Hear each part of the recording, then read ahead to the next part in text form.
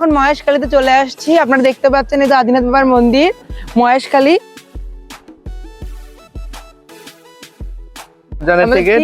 এখন আমরা চলে যাচ্ছি মহেশখালীতে।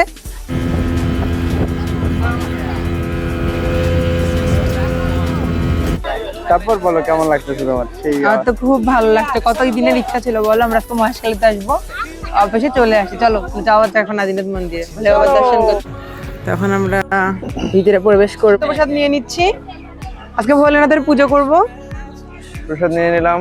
এতে আমরা প্রসাদ নিয়ে নিয়েছি। এখন আমরা যাচ্ছি মন্দিরে।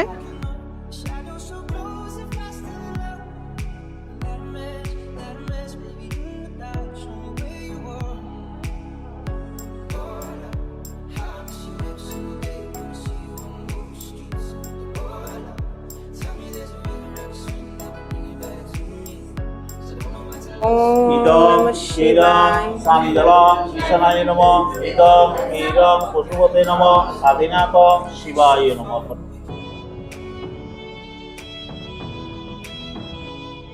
রাধা গোবিন্দ মন্দির, সব শ্রী আদিদেব মহাদেব।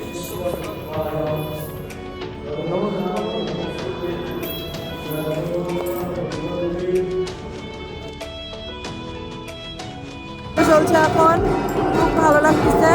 চারিদিক দিয়ে অনেক মানুষজন চলে এসেছে পুজো দেখতে।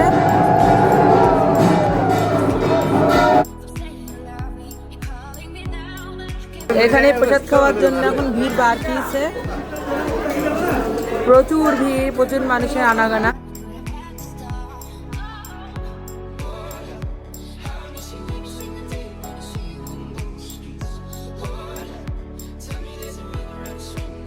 জোড়া পুকুরের একটি, এই পুকুরে নাকি স্নান করলে নাকি অনেকের অনেক রোগ ভালো হয়ে যায়, অনেকে সুস্থ হয়ে যায়।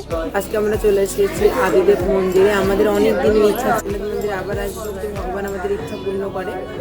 তো মহাদেবের অশেষ কৃপায় আমাদের ইচ্ছা পূর্ণ হয়েছে, আমাদের 4 হাত এক হয়েছে, তাই না? ভগবান সবাইকে ভালো রাখুন, সবার ইচ্ছা পূর্ণ করুন, সবাইকে শান্তিতে রাখুন। আমরা ভগবানের কাছে এটাই প্রার্থনা করি। তো আমরা কি বলবো? হর হর মহাদেব।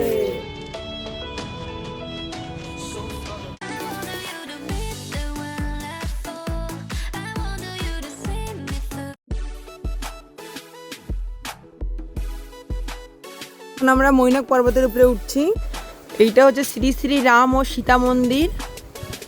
এটা হচ্ছে মহেশখালীতে অবস্থিত।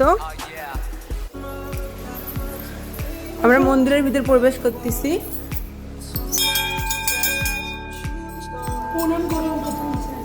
মন্দিরটা আসলে অনেক সুন্দর। ওয়াও, কি সুন্দর লুকের জায়গাটা লাগছে, ওয়েদারটা যাতে সুন্দর বলো। মনে আসলে আমার পাহাড় খুব ভালো লাগে জানো, পাহাড় সমুদ্র।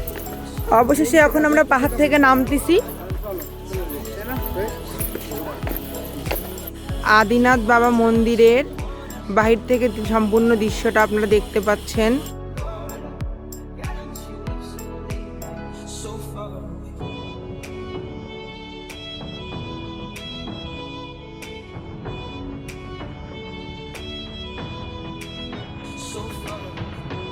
দুই 2021 সালে আমি কক্সবাজার আসছিলাম, ওই সময় আদিনাথ মন্দিরে আসার ইচ্ছা ছিল, কিন্তু ওয়েদার খারাপ কারণে আসতে পারিনি। এইবারে সৌভাগ্যক্রমে মন্দিরের দর্শনের সৌভাগ্য হয়েছে। So feeling excited. আর প্রীতি, তুমি কিছু রস ঢালো ওর কথার মধ্যে।